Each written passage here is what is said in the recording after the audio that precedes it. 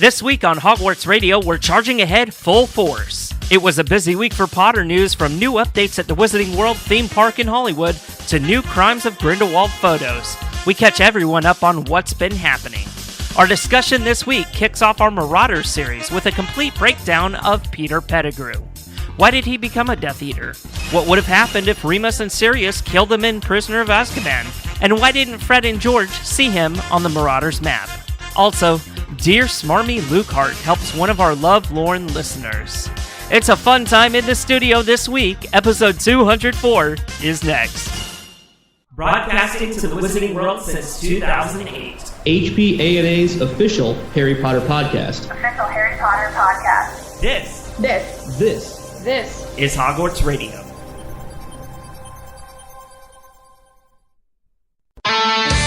This is Hogwarts Radio, episode 204 for July 20th, 2018. Hogwarts Radio's HPA&A.com's podcast discussing all things Harry Potter, Fantastic Beasts, and the rest of the Wizarding World. For the quickest up-to-date news on the franchise, make sure you check out HPA&A.com.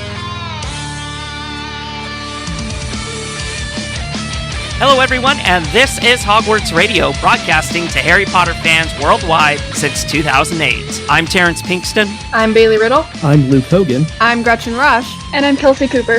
Our show can be found virtually anywhere online, such as iTunes, the Google Podcasts app, Spotify, iHeartRadio, Stitcher, and other places where podcasts are aggregated. It doesn't matter where or how you listen, just make sure to tap the subscribe button, and we guarantee you'll have a new episode each Sunday. We also invite you to visit hogwartsradio.com for on-demand episodes of the podcast. While you're there, you can browse the site to learn more about the show, the people behind the microphone, and how you can become a part of the team. Hogwarts Radio is also on Patreon. By pledging, you'll have instant access to many benefits, including exclusive merchandise, behind-the-scenes planning of the show, Hogshead Radio, and much more. Today's episode is brought to you by Patreon producer Sydney. Visit patreon.com/HogwartsRadio to sign up today.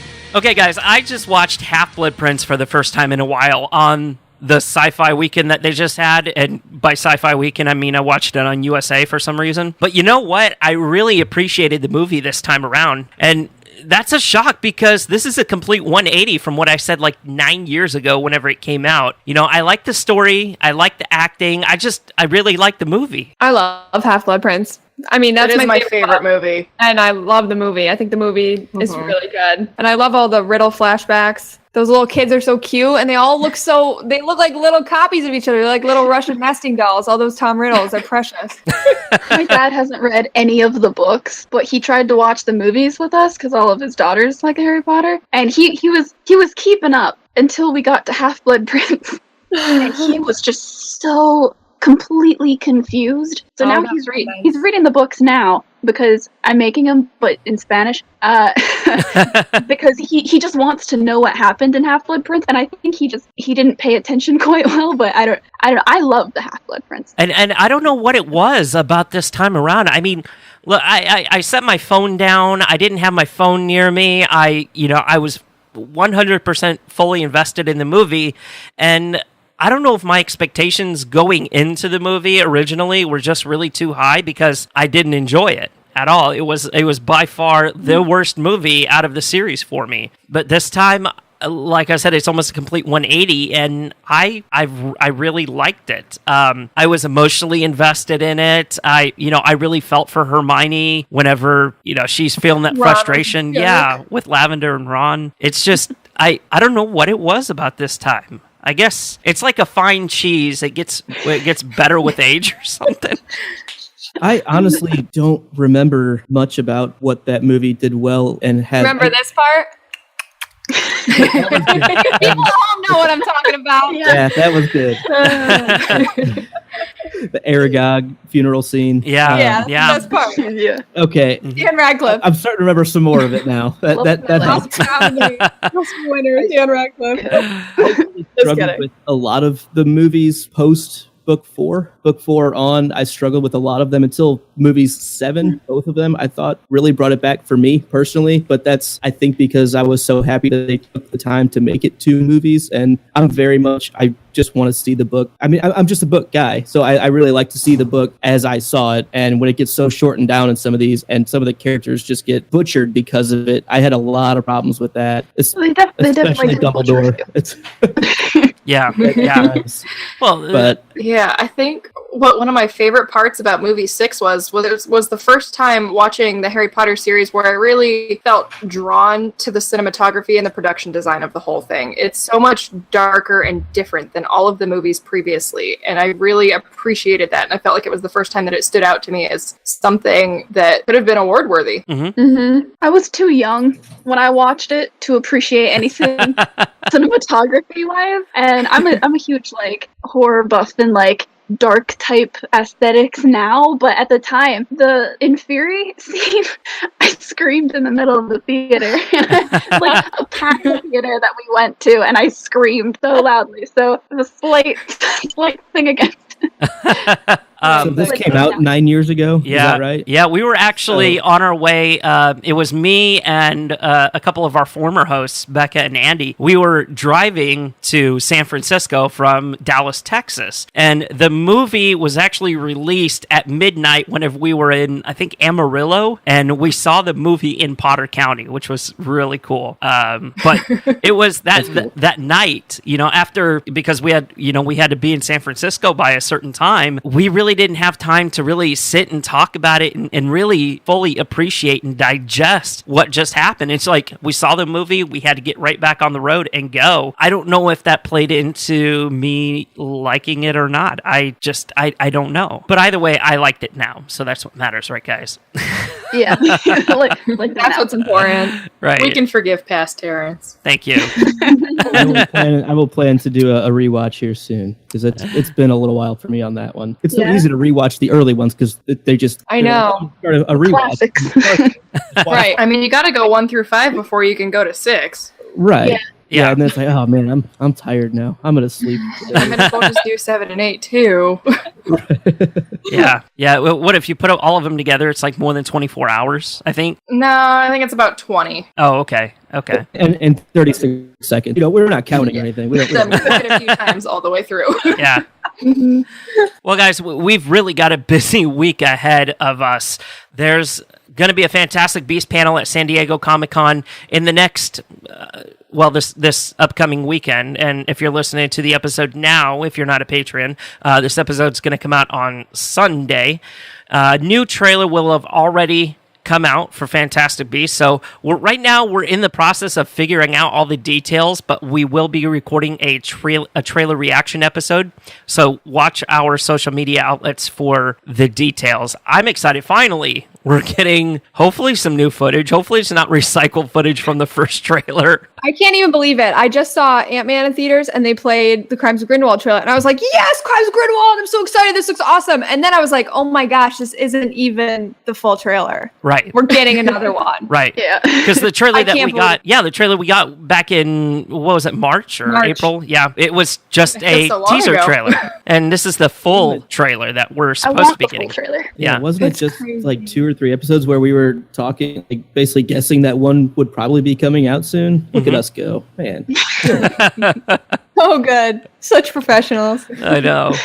We're clearly in the know. Well, Luke, speaking of being in the know, you're starting to know more Wizard Rock bands. So do you have a rock update for us this week? I do. So I put it out on Twitter that I needed another album to listen to, and then took the collection of selections that I got and brought it to our patrons at our Slack channel. And the outright winner was Ministry of Magic album Magic is Might. And I must say, one of my favorite album titles I've seen.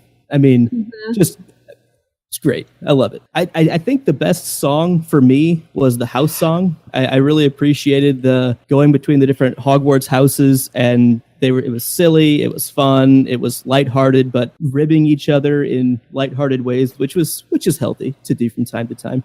I think the best song musically was Time Turner. Turner. Yeah, some really good vocals. That's a great song. Great beat to it.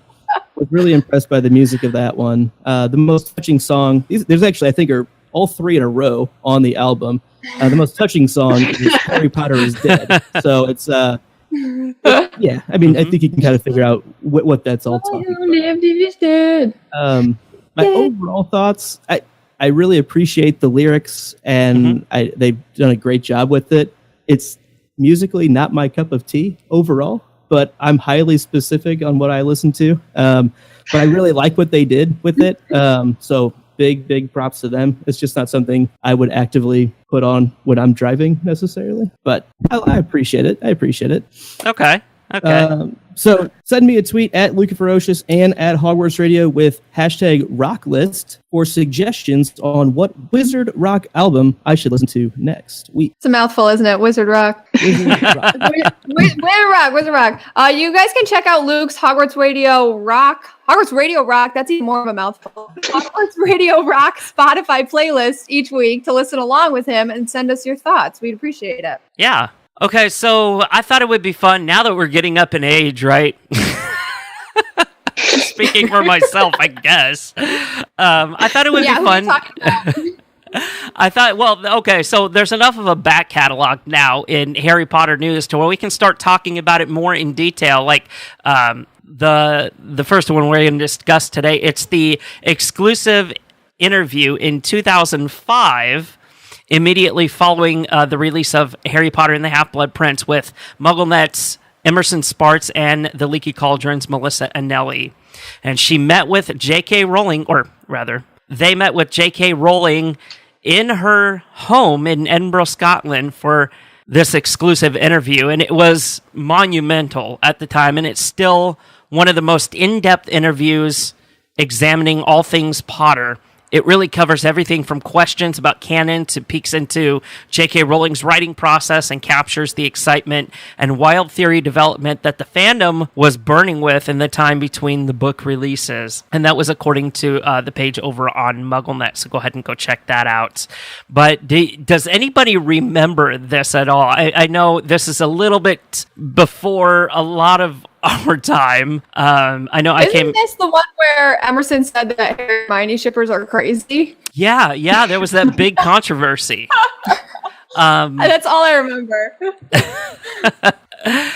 There was three. You're right. There were 3 parts to the interview. Part 1 for whether she reads the books herself and how she keeps track of her literal boxes of backstory. Part 2 has the things that she loved and hated writing and her reactions to fan sites like MuggleNet and HPANA, as well as how world events have shaped their writing. And then the third part covers the intensity of the books and whether she sees the actors in her head when writing, as well as how she keeps her family's life normal. So, I vaguely remember this, guys. I came into the fandom in 2002, 2001, something like that, a long time ago. I knew sites like MuggleNet existed, but I never knew that there was this major interview with the head of these sites with the author, which was kind of a first in the Harry Potter fandom. Yeah, I was unaware of this interview. I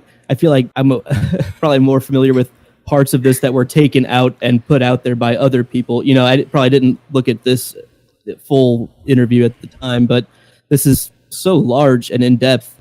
I'm sure there's been so many references to this article of Prime Joe experience, one-on-one conversation, one-on-two conversation, that this has just got to be rife with so many details and things that just weren't available to many people. And I mean, this is a prime source right here. If I'm not mistaken, the interview took 2 days. If I'm not mistaken, I don't quite remember what the source was of that, but from what I can gather, just general fandom knowledge, I think this interview took 2 days. And I actually heard Emerson talk about it one time where he said he was laying in bed. His parents came in because he was still living at home at the time. He was still a kid. And his parents came in and woke him up and said, Emerson, it's Joe. And, he was like, I mean, what a wake up call. He said that the conversation was very quick, and J.K. Rowling said that she would like to have him over there for an interview. So what cool stuff! What cool stuff, guys! Another piece of Potter history was kind of a big one. This week in Potter history is the release of Half-Blood Prince in bookstores. Did anybody on the panel attend a midnight release party for the book? Or Yes, I did. I dressed up as Luna Lovegood. Did you go to a Borders, or was that at a Barnes & Noble? Barnes & Noble. Okay, mine too. And Yeah. and I remember like the YouTube videos coming out right after this. It was because YouTube was born right around that same time. So the videos coming out of people yelling from the highway. They were running in, grabbing the book, and just getting back in their car and driving by these bookstores to all these thousands of people in line and yelling out, "Snape kills Dumbledore." Oh, yeah. Oh, man. Oh, that was so mean. Yeah. No one did that in Fighting my words. I was Yeah. mad. That's Shankworthy right there. Yeah. I would have been very upset. Sectum Sempra. Yeah. Absolutely. There you go. Oh my gosh. Yeah, I think they did the same thing whenever Order of the Phoenix was released. There's people go in and spoil it. But overall, I was at a Barnes & Noble as well, and I could not wait to get it home and just tear into it. And I did. I read it all within that one night. I don't know. How long did it take you, Gretchen? I think what year was that? 2005. So I was 13.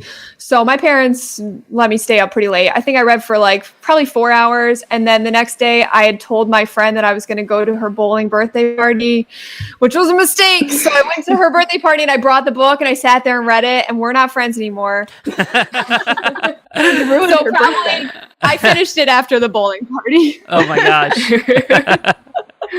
When did you say it came out? In 2005? Yeah. Yeah. Okay, so I was 6. You didn't go to the midnight release, Kelsey. No, I did not get to go to that one. I went to 7's midnight release, but my mom wouldn't let me go for the 6th one. It took a week to convince my mom to let me go to the 7th because it was my sisters and I. It's the last one. You have to let me go. And she was very upset, but she did let me go to that for 2 hours. But Yeah. I did go buy the 6th one the day after it, that midnight release. I didn't get to get it. I didn't get to stay up till midnight, but then I woke up as early as I possibly could and made my mom drive me to Target and buy it. I'm surprised they actually had copies left, because I think we pre-ordered it. Oh, okay. Well, then that I think helps. we did that, yeah, and we were just picking it up. But I think it took me a couple of days because I was 6. Yeah. But I read it, man. I read it as fast as small me could make it.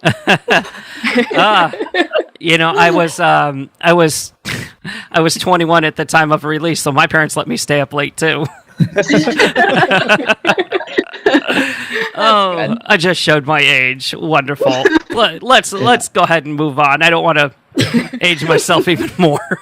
Grandpa over here. Yes, back in my day, Harry Potter and the Half-Blood Prince released in For bookstores. the record, It was late wanted. I was 16 when this came out, and I was always right at Harry's age when they came out, and so it was always I was right in that.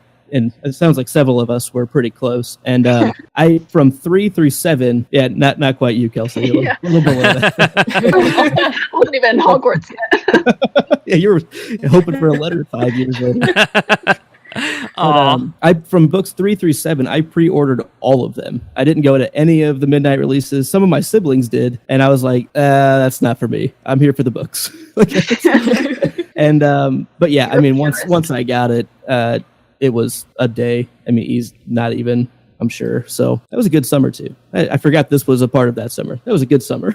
That was a good summer. Yeah, I want to say Half-Blood Prince was the first midnight release I ever went to. And, I had no problems talking my mom into doing that. I was 10, but I couldn't get her to go to a midnight movie release with me. Even once Deathly Hallows Part 2 came out, she's like, no, the books were totally fine, but movies was not. Oh. I love that. All right, let's get into the news because we have a lot to discuss this week. First, kind of a weird story. So, J.K. Rowling has been nominated for an alternative Nobel Prize.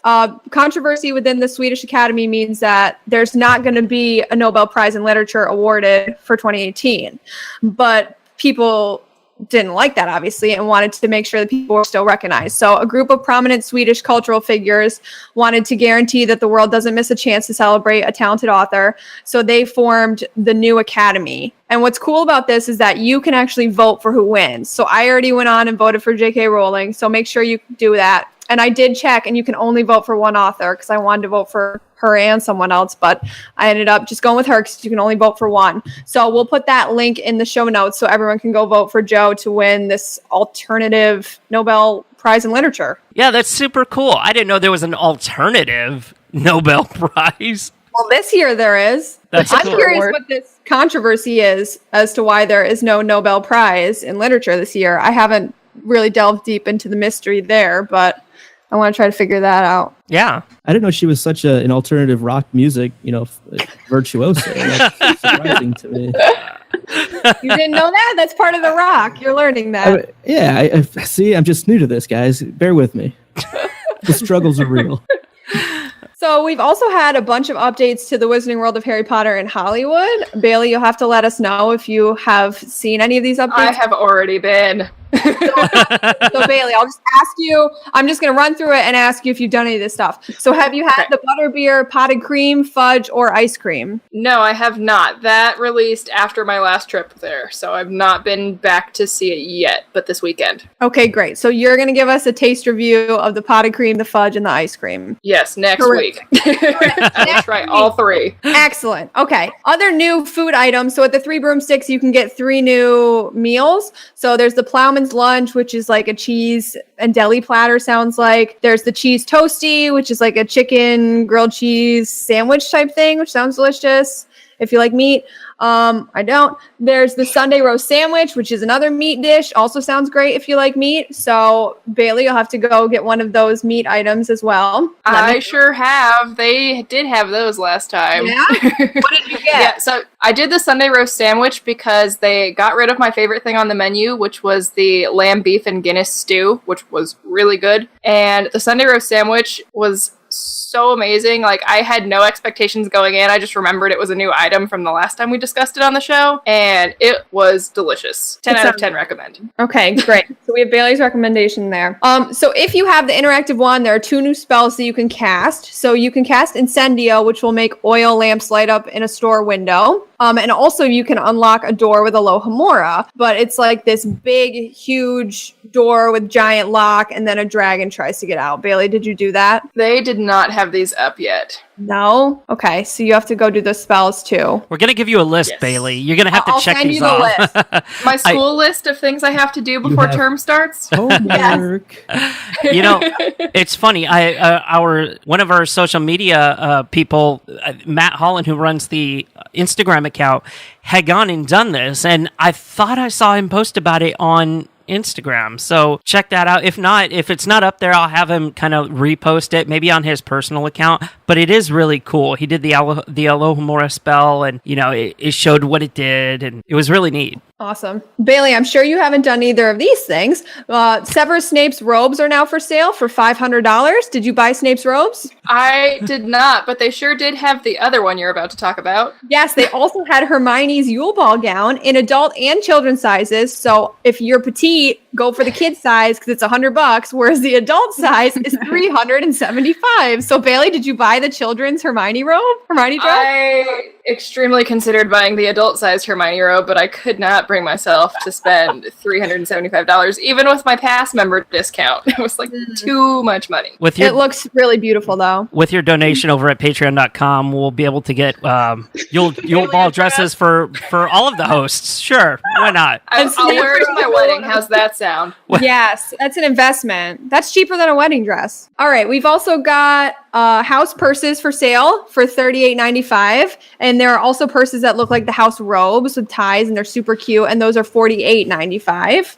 And then the nighttime lights at Hogwarts Castle are back. So once it gets dark, Hogwarts is illuminated by a crazy light show that showcases Gryffindor, Ravenclaw, Hufflepuff, and Slytherin. And it's set to new music from Harry Potter composer John Williams. It's a special arrangement that he did for the show, which sounds really cool. And I have not seen it. Bailey, I'm sure you've seen it. Yes, I talked about it briefly on a few episodes before, but it is one of the most immersive experiences I've ever seen in a theme park, because it's not just the castle that lights up. The trees that are around the forest of Hogwarts light up, and it's kind of the entire Hogsmeade dims itself so that everyone focuses on the castle and the show, and it's really beautiful. Wow, that sounds cool. I've never been sadder to be poor in my life. Seriously, that sounds awesome. That sounds awesome. I love it. I love it. And we have a lot of Fantastic Beasts news this week, which makes sense because crazy for this movie. So we've got new photos. So there's a new picture of Jacob and Newt in conversation with a wizard named Yusuf Kama. We don't know much about him yet. All we know is that he is a wizard. That is literally the only information we've been given. This new wizard does look very dapper, though. He's got like a fancy hat, and it's tall, and he's got these nice, beautiful blue coat. I don't know. We'll see how he plays into it. It's like he's missing the rest of his last name. Yusuf Kama. Yusuf Kama what? Yusuf Kama Jones. Kama what? And maybe the more exciting of the two, we also got an image of young Newt in the Defense Against the Dark Arts classroom with Dumbledore. And young Newt is played by Joshua Shea, and he looks just really stinking adorable. Is it the Hufflepuff robes that make him adorable? Yeah, he's in his Hufflepuff robe. He's so cute. And I love it. If I'm not mistaken, this is a younger Dumbledore as well. A Youngledore. See, that's what I can't really figure out. People are crediting that as Jude Law, but to me that looks nothing like Jude Law. Maybe he's just got a lot of makeup on. It must be, because people are saying that it's Jude Law with young Newt, so it must be not a different actor. You know, I can't help but notice the similarities between this picture, and I think I posted it on our Twitter account a few days ago. Between this picture and the picture of Neville and Lupin, and it's kind of like almost the same thing. You know, Lupin's behind him, and Neville's kind of looking scared with his wand pointed out. It's the same thing. I mean, it's safe to say that they're learning about Boggarts in this one. I want to know what Newt's Boggart is. Oh, we know what it is. It's working at a desk, working in an office. What the hell would that look like? Like him and his desk just come out?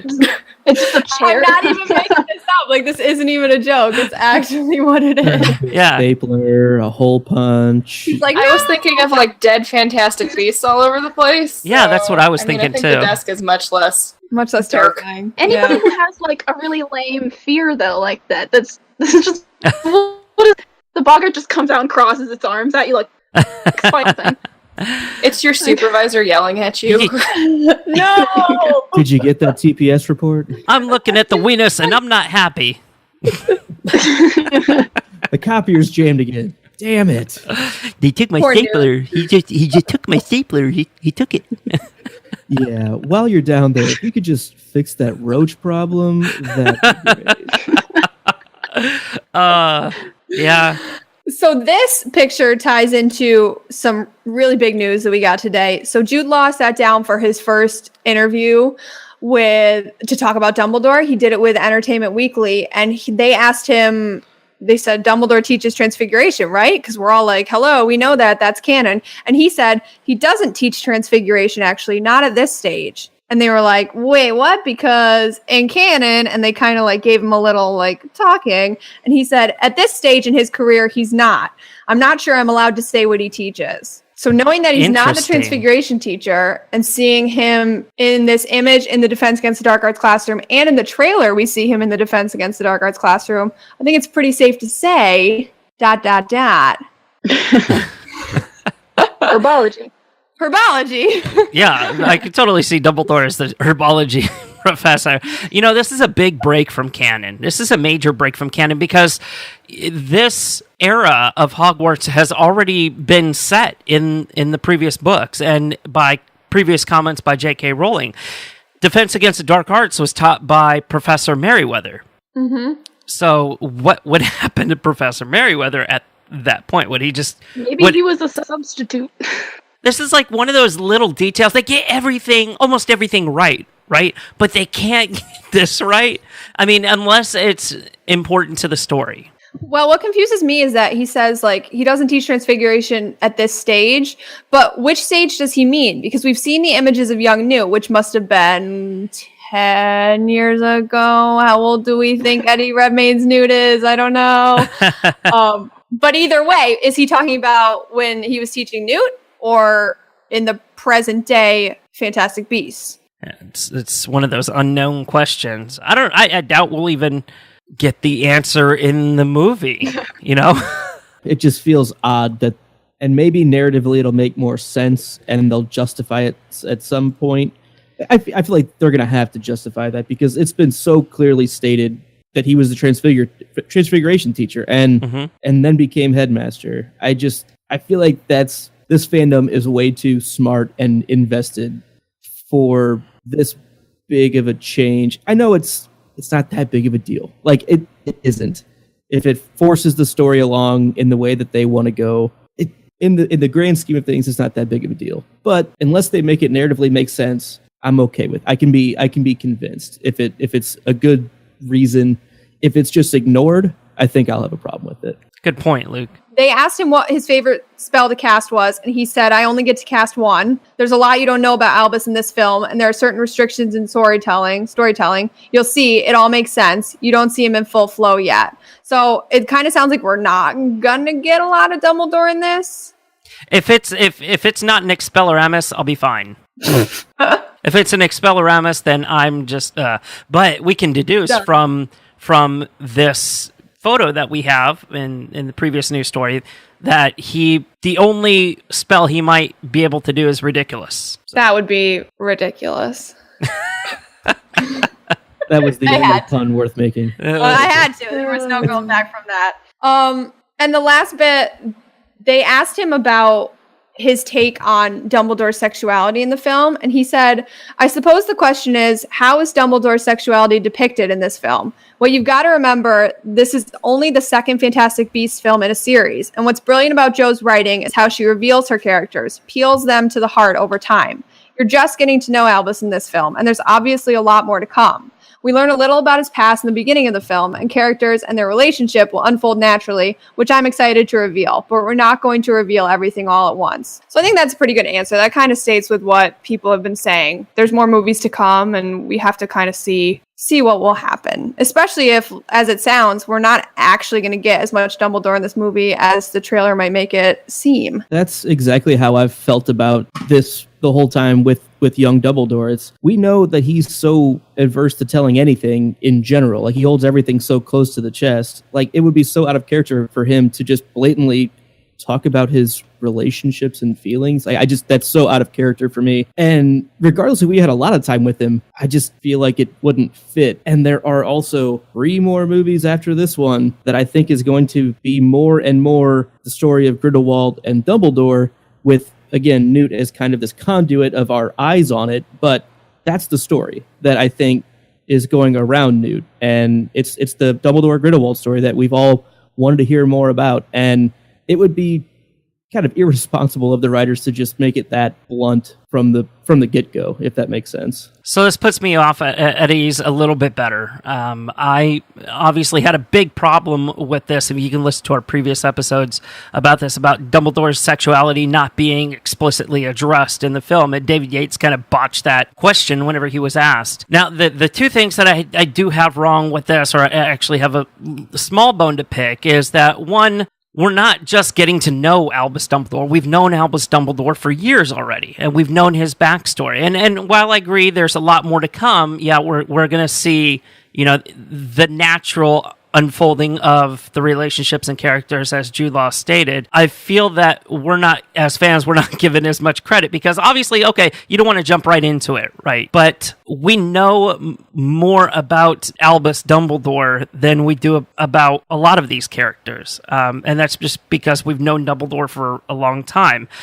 Jude Law says we learn a little about his past in the beginning of this film. Well, sure, but what more can we learn? We know that he and that him and Grindelwald had feelings for each other. We know that it was a very hard decision for Albus to kind of cut that away. We know that the backstory of his family. I just don't know what else we're going to learn about his past. I don't think Terrence and I are going to end up agreeing on this, and that's perfectly fine. I just feel like there are so many subtle ways of implicitly making it known that they were an item, that they had feelings for each other, or even just one way. Maybe just Albus had feelings for Grindelwald and not the other direction. That's what I personally believe. But I just don't think making it... And there's a lot of hangups with the word explicitly, stated in the movies. I don't think there's going to be a line that makes it as clear as day that, that they were an item or anything like that. I think there can be a lot of subtle clues and hints that work more narratively for Albus's character.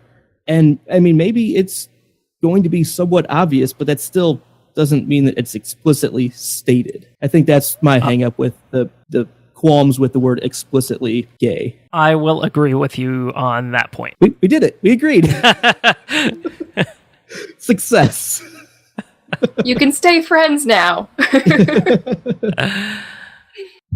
Well, that is finally it for the news, so we can move on to someone else's segment.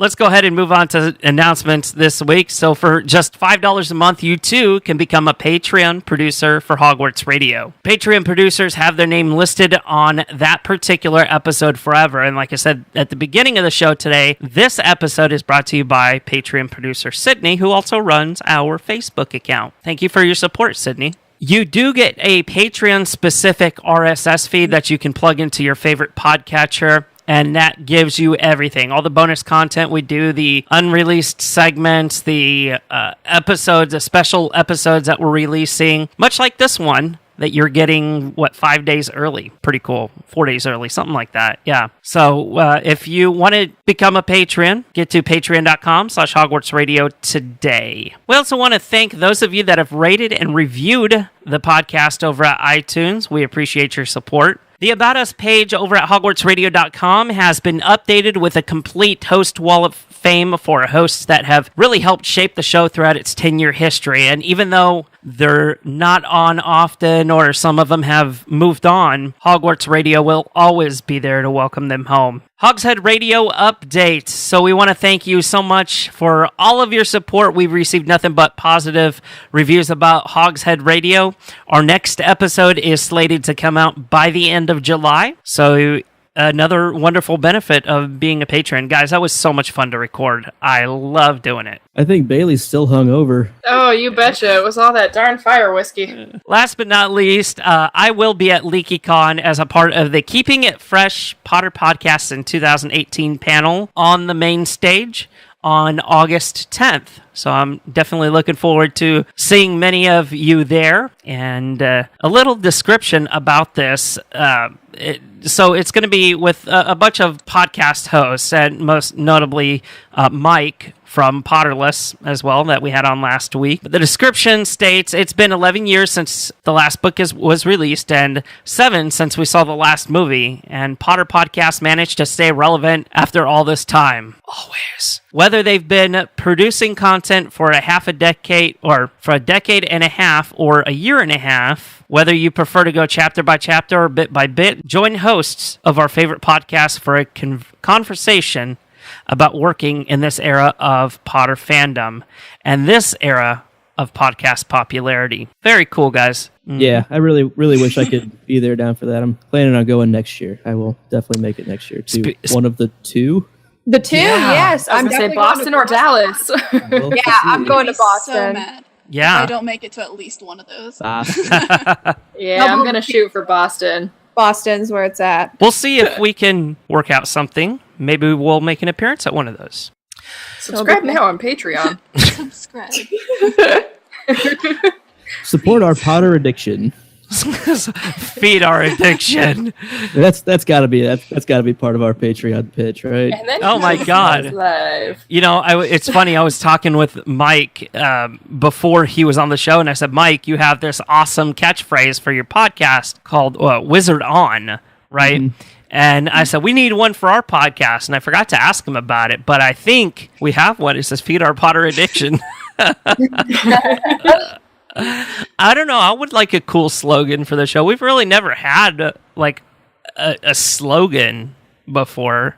Listeners, send us an email to staff at Hogwarts Radio with your slogan suggestions. Slogan suggestions. Slogan suggestions. Okay, let's move on to our discussion this week. We're going to be starting a new series. We're going to be talking about this for the next couple of episodes, and it's going to be about the Marauders. So we'll call this the Marauders series. Well, this week, we're going to be breaking down Peter Pettigrew. Before we jump into Peter, what is one word that we would use to describe him? Rat. Literally rat. Rat. This is rat. Weak. Weak, yeah. That's a good one. Misguided. Misguided. I like that. I would say resourceful. Well, that's interesting. There's a lot of differences. I mean, aside from the obvious one, he's a rat. I mean, sure. But that's cool. So does anybody want to explain why they chose what they chose? Why don't you explain, Terrence? I would say he's resourceful because we're going to jump into this, but he aligns himself with people that are going to ensure his survival. And that's what I'll say about that. Yeah, I definitely I see where you're going with that, and I completely agree. For me, I said weak, and a lot of that comes down to he is afraid to do things by himself. He cannot take the reins on anything, and he feels that he always has to be the subordinate to somebody to feel protected. He needs protection because he can't do it himself. He's too afraid, which is odd for some of the things that we're going to be talking about, but he just cannot take control of any situations around him. He has to be a follower and is just, I feel like he's weak. So he is a Gryffindor. He was sorted into Gryffindor. His skills include being an animagus, being a rat in every literal sense of that word. He died in 1998. He is played by Timothy Spall in Prisoner of Azkaban, Goblet of Fire, and Deathly Hallows Part 1. Timothy Spall actually gave a really good description of Peter Pettigrew. He said he's a very shrewd, cowardly, weak, conniving, audacious, lying little character. Wow, that's a lot of words there. I think he made his point, that is always ready to save his own skin. Apart from that, he's very nice and rather handsome. I don't know. I have no idea where Timothy Spall got that from. Well, that's because he's playing him. Right, he's confident. He's just talking about himself. I got you. I'm also very handsome. I got you. That's career promotion. Yeah. So Peter's appearance, he was an extremely short man, no taller than Harry when he was 13 or Hermione whenever she was about 14, with grubby skin, small watery eyes, and a pointed nose, all of which were lingering attributes of his animagus rat form. He even spoke in a squeaky voice. That is another lingering attribute of his rat form. In his youth, his hair was mousy brown, but by his mid-30s it had thinned, lost a lot of its color, and he acquired a large bald patch, much like all of the men today. He's handsome. That's one of the reasons he's rather handsome. Well, that's drop dead gorgeous, right? The stress he endured also apparently caused him to appear middle-aged by his mid-30s. Well, yeah, I mean, sure. According to Professor McGonagall, Pettigrew hero-worshipped Sirius Black and James Potter, never quite in their league talent-wise. She was often rather sharp with him. She called him a stupid boy, a foolish boy. Peter Pettigrew's sorting, and I do want to talk about this. So the only true hat stalls known personally to Harry Potter are McGonagall and Pettigrew. So Pettigrew was placed in Gryffindor after an agonizing 5.5 minutes under the sorting hat. But this is my thing. Did Pettigrew ask to be placed in Gryffindor? Or did the sorting hat just like, I give up, you know? Oh, surely he asked. Come on, I mean, you've got the people who, he hero worships, and you've got Sirius Black and James Potter, okay? No way he wanted to be anywhere where they weren't. And, I'm pretty sure they probably had... I mean, they definitely had a thing against Slytherins and stuff, so no way would he want to be in that. Would he want to be in the house that they don't like? He's going to want to make them like him, probably. Had he already met them, though? Right. Yeah, that's my question. It depends if when I they. gotta know. Maybe he just knew who they were. Maybe they didn't know who he was. You know. So after graduating from Hogwarts in 1978, Pettigrew and his friends joined the Order of the Phoenix, and they fought against Lord Voldemort and the Death Eaters during the First Wizarding War. However, by October of 1980, Pettigrew began working as a spy for Voldemort after he came to believe that nothing could be gained from opposing him. Despite being considered a low-ranking soldier for his cowardice and general lack of usefulness, Pettigrew was given the Dark Mark and accepted into the ranks of the Death Eaters. So, this kind of begs the question, why would Pettigrew join the Death Eaters if he had originally been working with the Order? The only thing that I can think of at this point is he saw that Voldemort was gaining all this power and he got scared. So, much as I said at the beginning, he aligns himself with the most powerful people to ensure his survival. Whether that's the side of evil or good, that's Pettigrew. And I mean, I guess if somebody is going around just killing a bunch of people, they're going to look really powerful, even if the other side might be anywhere close to them at all. So after a prophecy was made regarding Harry Potter and the Dark Lord, James and Lily Potter took their son and went into hiding. In an attempt at misdirection, they were convinced to select Pettigrew as their secret keeper by Sirius Black. On Halloween night in 1981, Pettigrew betrayed his friends and Voldemort murdered James and Lily, but was unable to do the same to their son when his killing curse rebounded, destroying his physical form. Upon arriving at the wreckage of the Potter's house, Pettigrew deduced what had happened, took Voldemort's wand, which was left among the rubble, fearing the Ministry would discover his treason through inspecting it, and hid it in an undisclosed location. It almost makes you wonder what possibly possessed Peter to be like, this wand's going to be useful. I should take it. Well, this seems like a stretch to me. I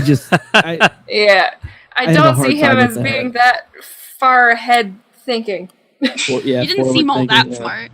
Okay, so let me say something here. So we've had two people now visit the house. We've had Snape visit the house, and we've had Pettigrew visit the house. Not one of them bothered to do anything with Harry at all. Baby Harry. Or had Hagrid already come and gone? I don't think so. It was 24 hours after the fact. Hagrid could have gotten there right away. This is where that whole theory we talked about the Hog said, the missing day. Hagrid could have gotten there right away and then just delayed getting to Privet Drive until nighttime. That's not. Maybe there was some magical motorbike malfunctions. I don't know. Magical motorbike malfunctions. Or maybe it's just a really, really slow motorcycle at the time. It's only going like 5 miles an hour in the air, and he's just like, "Come on!" It's like a clean sweep. Yeah. Yeah, I have a huge problem with this. There's a lot of holes here. I don't know. I was never under the impression that Hagrid was the first one to arrive and take baby Harry away. And maybe I don't know where I read it from. Maybe it was in the book. Maybe I'm just getting book and movie canon mixed up because we saw Snape in Harry's room cradling Lily, and baby Harry's just standing there. So thinking about it, like narratively, what would likely happen when all of this occurs? Right? We have the killing curse backfires. House basically blows up. Right? That in Godric's Hollow, a lot of wizards around. Snape's not going to be around. Pettigrew's not going to be close. Hagrid's not going to be close. Somebody in Godric's Hollow is going to contact Dumbledore because this is a big freaking deal, right? I mean, this is a pretty big thing. Someone's going to have seen this. Word goes to him first. I mean, he's got to be the number one person that finds out. Obviously, Snape's going to be close to Dumbledore at the time, and so is Hagrid because it's on Halloween. They're at school. Like, they're not like they're out on vacation somewhere. So Dumbledore sends Hagrid. Snape clearly knows, so Hagrid gets there first. Snape goes after the fact because he knows what has happened there. Baby Harry's already gone. That's what I think makes most sense. Will say, according to Harry Potter Wiki, Snape never visited. It says that Hagrid came and rescued Harry, After realizing Pettigrew's betrayal, Sirius Black came and offered to take Harry, but Hagrid refused because Dumbledore had told him to get him. So Sirius led him the motorbike. We know all that. Also that night, Peter Pettigrew visited and retrieved the Dark Lord's wand, hiding it in an undisclosed location. The Muggle police were called, the house was made invisible, and a memorial was erected. But it doesn't say anything about Snape visiting. I don't know, did they make that up for the movie? Movie edition. Right. Maybe he was just imagining it. I don't know. He's a weird dude. How did that begs the question? How did Snape find out then that Lily was dead? I mean, was it just passed along to him, or news from other Death Eaters? It seemed like big news. They were all having their parties and stuff. Mm-hmm. Yeah, I guess for what I was saying earlier, Snape wouldn't have been working at Hogwarts at that point, would he? This would have been before he started working there, too, because he was just a Death Eater at that time. He didn't have the job yet. Is that accurate? That's right. No, you're right. Mm-hmm. Yeah, it would have to have been. So, yeah, I mean, I guess word would have gotten out from Pettigrew to Snape, or however Pettigrew found out, which was through Sirius, likely, right? I mean, that seems to connect fairly logically. Yeah. So Sirius and Hagrid get there right away because they're both Order members, and Dumbledore, I still think, is the number one point of getting the information to send people out there. Pettigrew does his rat thing and spills the beans to Snape or somebody else on the Death Eater side, and then Pettigrew has this just brilliant notion. I'm going to go get that wand. That's my job. That's the guy that I'm going to be. This is kind of going down another rabbit hole, but why would Dumbledore send somebody else? This is like a huge event.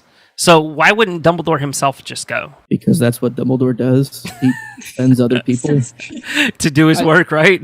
I mean, kind of. He is also at school.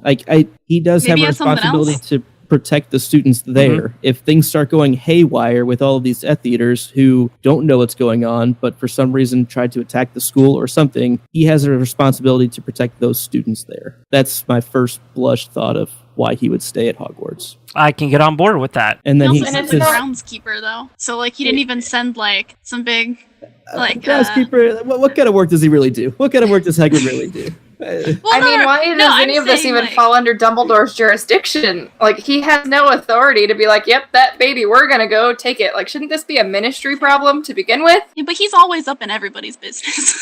So Dumbledore's always putting his nose in things. Well, it just goes to show you how clueless that the Ministry of Magic actually is in all things Voldemort. We saw that when in the Second War, in the second Wizarding War, that they were even reluctant to believe that he had actually returned. Okay, one last thing. I went and got the book, and in The Prince's Tale, I just really love evidence. I really want to drive this home. So in The Prince's Tale, which is the memories that Harry sees, Snape asks Dumbledore to hide them when he knows that Voldemort's going to go after Lily and James and Harry. And then it cuts right to Snape being totally distraught and upset and crying because she's dead, and he thought that Dumbledore was going to keep them safe. So, I mean, in that gap, theoretically, he could have visited the house, but we don't know that, and it's not in the book. So, no. There you go. Proof. So it's just the mic dumb drop addition. I always thought it kind of looked weird, too. It is weird. The movie canon messes with you because it's not canon, but you think it is. So kind of, as we've touched on a little bit in our discussion here, apart from James and Lily, Sirius Black was the only other person who knew that Pettigrew had been their secret keeper. Once Sirius realizes what Pettigrew has done, the hiding place was empty and no signs of a struggle. So Sirius tracked down Pettigrew, hoping to avenge his friends. However, when he closed in on him, Pettigrew had screamed that Sirius betrayed the Potters for everyone to hear, and before Black even had time to draw his wand, Pettigrew swiftly pulled out his from behind his back and killed 12 Muggles by blowing up the street with a blasting curse, which was powerful enough to create a crater large enough that the sewer pipes were showing. He then faked his own death by cutting off a finger and leaving it behind as he transformed into a rat and fled. So as Scabbers, he lived with the Weasleys for 12 years as a rat the entire time. Do you guys think he took a break? He's like, dang, I need a human break or something, and go out into the yard and change. Everyone's asleep and he's just sitting there in the room. Ugh, that's creepy. Ugh. I don't like that. That's highly disturbing. It's enough to give you nightmares. Yep. Now, as Scabbers, the reason why he chose to be adopted by a wizard family, that was so he could keep track of all the news coming into the wizarding world, then he could rejoin his master should they return to power. Positioned as he was, he could also bring Harry Potter back as a welcome gift, or he could bring Harry Potter as a welcome back gift, so no Death Eater would dare claim him as a traitor, but he never took action during his time as Ron's pet because Voldemort wasn't strong enough to protect him. Despite once biting Gregory Goyle on the knuckle when he attempted to steal Harry and Ron's food, Ron generally thought that Scabbers was useless, since all Scabbers did was eat and sleep. However, Ron did show his affections for Scabbers as he became quite upset when he thought that Scabbers had been eaten by Crookshanks. I would never be able to imagine being a rat for 12 years in Animagus form. That's just... knowing that I have a human body, I don't know. It'd be fun to be able to turn into one for a little bit, though. Yeah. Yeah, like a day. How many years? Like an hour. For like a day. For a few minutes. Yeah. Because it's too small to really get anywhere, and I feel like you'd be really annoyed. You're trying to go from one room to the other, and it takes you like 5 minutes. Yeah, that'd be annoying. Mm-hmm. So this opened up one of the major plot holes that I think we've discussed on the show before, is whenever Fred and George obtain the Marauders map and they figure out how to use it and they're able to see people, why don't they see Peter Pettigrew, much as how Lupin discovered him? We'll talk about that in a minute. But why didn't they see Peter Pettigrew sleeping in the same bed as Ron, or, being carried to class by Ron? I mean, were they that daft? I have a guess for this. I think that when Animagus are in their animal form, they don't show up on the map, would be my guess. Okay. Well, but then how did Lupin see Peter Pettigrew on the map? Well, let's talk about that. Right. I forgot about that part.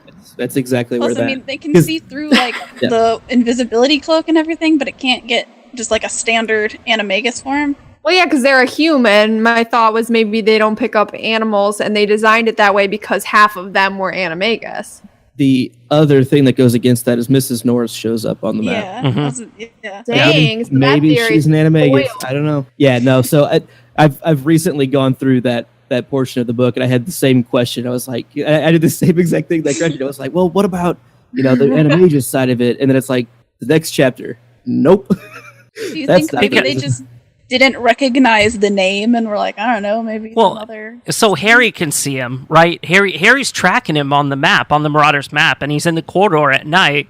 And I'm at this point, I'm assuming, because he didn't see any other figure there, that Peter was in Scabbers' form. So the other side is they don't care about Ron. Like, they're not...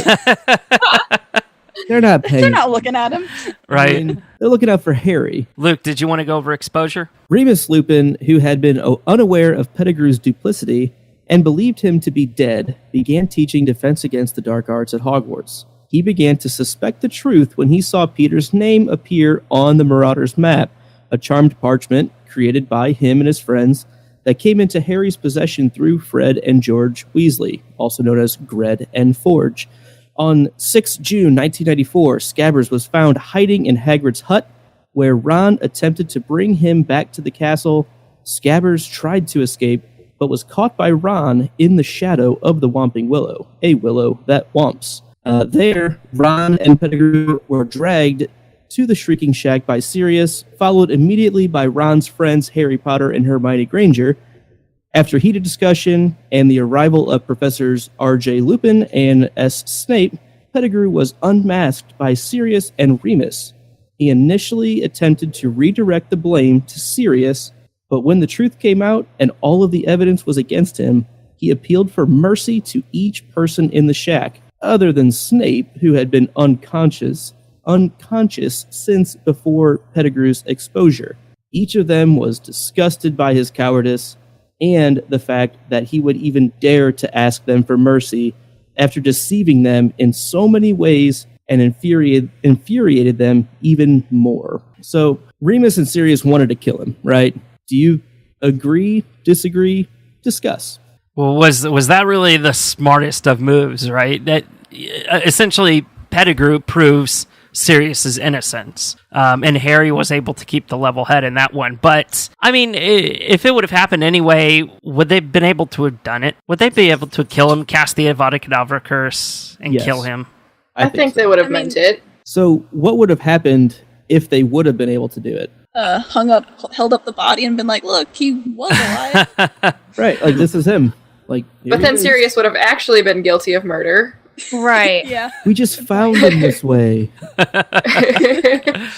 So Remus and Sirius planned to kill their old friend, but Harry intervened after Pettigrew claimed that Harry's father would never have killed him. This, along with Harry's own belief that his father would not want his best friends to become killers, led him to be merciful. Although Harry had intended to hand Pettigrew over to the Dementors and use him to clear Sirius's name, at last this created a life debt between Harry and Pettigrew. The plan was upset, though, when the full moon rose and Remus had forgotten to take his Wolfsbane potion after discovering Pettigrew's name on the Marauders map. He transformed into an uncontrollable werewolf. Sirius was forced to take on his animagus form of the dog to protect Harry, Ron, and Hermione, and Peter took advantage of the chaos, cursing Ron with Remus's wand, transforming himself into a rat and fleeing. So he left to go try to find Voldemort, and he ran into Bertha Jorkins, a ministry witch who was on holiday in Albania. He had stopped at an inn for food and saw her there. She recognized him, but he was able to lure her into the forest and overpower her. How did that happen? Very curious. Before handing her over to the Dark Lord. Did he even have a wand? He still had Voldemort's wand at the time, right? I don't know if he would have used it, though. I'm with you. Because I'm like, how can you overpower a ministry witch? Oh, but this was the woman who was a little flighty. Yeah, and also he still had Lupin's wand. Yeah, he had Lupin's wand. Yeah. Oh, he's got double wands. Okay. He was able to lure her into the forest and overpower her before handing her over to the Dark Lord. Under torture, Jorkins gave them information that helped Voldemort make plans for an attack on Harry Potter, including information on the Triwizard Tournament and the location of a faithful Death Eater, and she was later hit by a memory charm so hard that she suffered permanent brain damage. When Voldemort killed the irreparable Bertha, Peter thought that was unnecessary, believing they should have modified her memory and that her disappearance would not go unnoticed. Pettigrew played an important role in the rebirth of Lord Voldemort. When Harry Potter was delivered to the Little Hangleton graveyard per Voldemort's plot, Pettigrew murdered Cedric Diggory on his orders and performed the ritual on Harry. He sliced open Harry's arm with a large knife to restore Voldemort to a physical body, even reluctantly sacrificing his own hand. As a reward for his assistance, Voldemort replaced the hand with a silver one. Bling. Around Easter of 1998, at the height of the Second Wizarding War, Harry, Ron, Hermione, Dean, and Griphook were brought to the manor by a group of snatchers led by Fenrir Greyback. Bellatrix Lestrange isolated Hermione for interrogation and torture as to how the trio obtained Godric Gryffindor's sword, which she thought was secure in her Gringotts vault. When they heard a noise from the cellar below, Pettigrew was sent to investigate. The noise they heard was House Elf Dobby apparating away with some of the prisoners in the cellar. When Pettigrew opened the door, he was tackled by Ron and Harry, who had freed themselves of their restraints. Ron managed to wrestle Pettigrew's wand from him. Pettigrew began to strangle Harry, but Harry reminded him that he owed him a life debt. When Pettigrew hesitated, his brief moment of mercy caused his silver hand to turn on him, strangling and killing him, despite Harry and Ron's best efforts to restrain it. It was corpse afterwards, but considering the fact that Pettigrew was hated by most of the Wizarding world, it can be assumed that it was buried or otherwise disposed of. The sad, sad tale of Peter Pettigrew. You know, how awesome of magic. Let's just revel in the magic of Voldemort for a second. And I mean, I'm not saying that, you know, as being a smart ass, but like, he knew that Pettigrew was going to turn on him, right? I mean, just to either showing a moment of mercy or by doing something that he didn't like, right? That Voldemort didn't like. So whenever he gave him that silver hand, that bling, he essentially cursed it and made Pettigrew kill himself. So he knew this was going to happen. I just want to revel in that bit of magic. I mean, that's like his prime characteristic, isn't it? I mean, if he sees the tide turning, he's going to go to the other side. That's everything that Voldemort knows about him. And we know that Voldemort is a highly accomplished legilimens. He knows exactly what's going on in Pettigrew's fairly simple mind. Let's be honest, he's not that complex. Pretty smart. I agree. I mean, props to old Voldy on this one. Smart move. Neither side was very upset about this either, I feel like. It's just like, no side lost here. That's that one out of the way. A net gain. Remember whenever he got the hand and we all thought that it was going to be used to kill Lupin because it was silver? Yeah. Yeah, it was one of those theories. Yeah, I was actually hoping he was going to use it to kill Greyback as well, because Greyback was in werewolf form, but not to kill himself. I mean, yeah, yeah.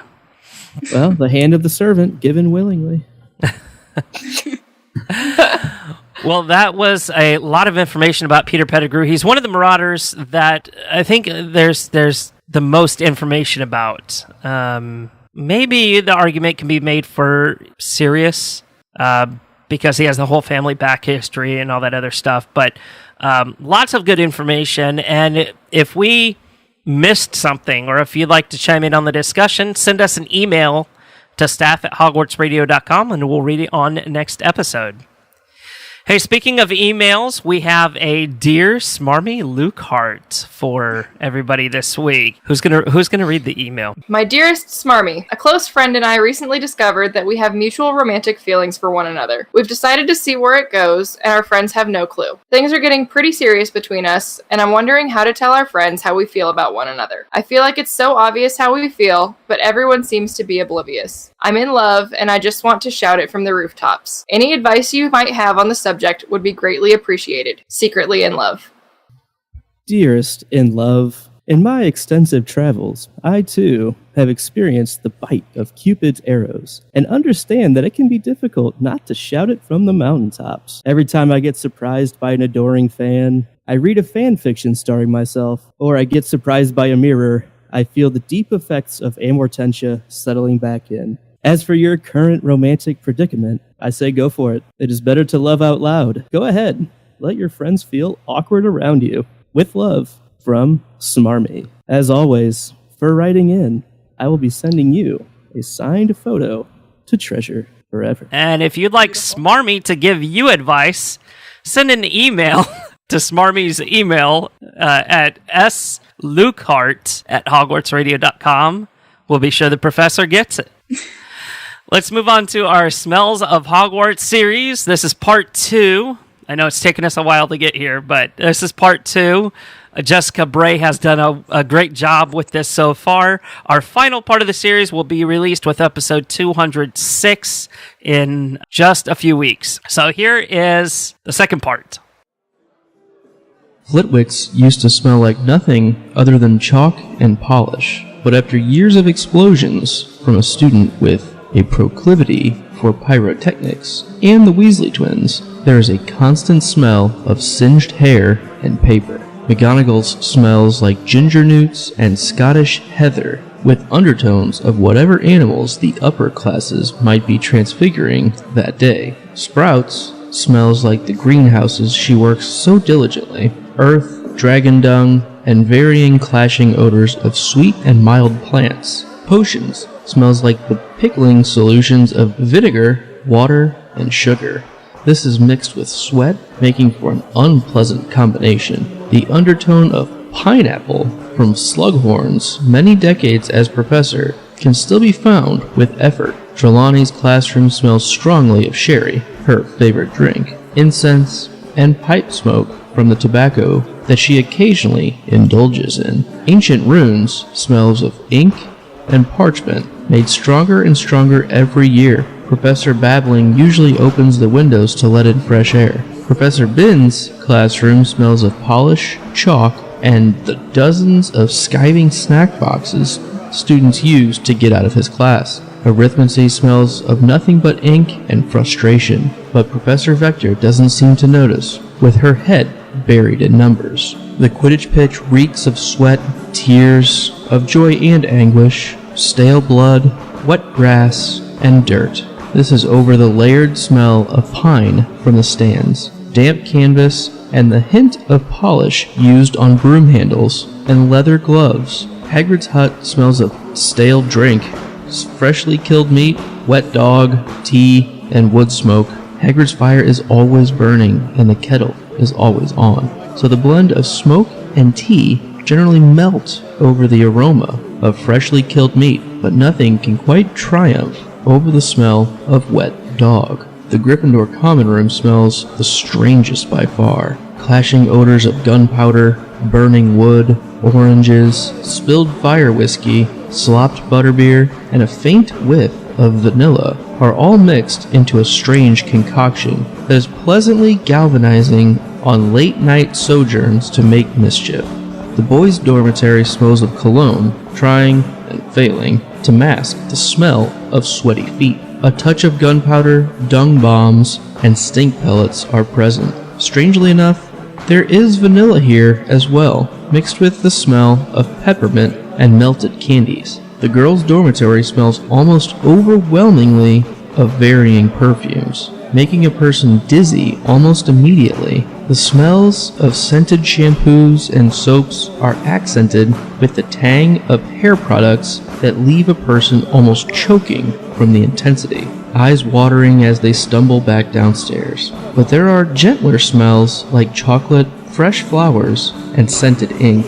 The vanilla here is stronger, still lingering on. Okay, guys, well, it has been a long week this week, a long show, and before we get out of here, we're going to have some fun and play Would You Rather. So this one is, we're going to mix it up a little bit this week. So I'm going to give to Luke. Okay, would you rather have Dumbledore be explicitly gay in Crimes of Grindelwald, or have to listen to a Harry and the Potter's album on repeat for 3 days? I think I'm going to go with the rock album. I think I would rather listen to that than have it be explicitly stated and not fit the narrative at all. Wow, okay. Good choice. Not the choice I was expecting, but good choice. Yeah, no, like I said, I definitely enjoyed the album. It just threw me off guard the first time I listened to it, not knowing what to expect. And it's very, very charming. Like, it definitely grows on you. Bailey, are you ready? I was born ready. Sure about that. All right. Would you rather live at Bill and Flora's seaside cottage? Obviously, they're not there. Or the Burrow? Both good options. I like that the Burrow is very, charming and homey, and it's very lived in. But I think that the seaside cottage would be really beautiful, and you kind of get the view in addition to a cute little quaint cottage on the sea. In addition, go with the seaside cottage. A house elf grave. Yeah, you get to visit Dobby anytime you want. Ow. R.I.P. Too soon. Oh. Great, now we're sad. All right, Kelsey, would you rather polish the trophies for Filch for an entire year, but he's really not supervising you or checking your work, so you kind of just get to go at your own pace and do whatever, or have to reorganize Snape's entire store of potions ingredients to his liking, but he won't tell you how he wants it organized, so you just have to keep guessing? Is that until the end of the year, or it just if I never get it right? If you never get it right. Once you get it right, you're done. Alright, well, I would just keep that going for as long as I was there. Just annoying him purposefully. Just one time, just come in, he's only got one potion on the shelf, everything's just on the floor. Yeah, that'd be great. Get a little revenge on Snape. I'd do that one, you kidding? Definitely didn't think of it that way, but I like where you're going. I'm doing it for a long time anyway, might as well get some fun out of it. Okay, Gretchen, so would you rather go to Hogwarts during the Marauders era or during Harry's?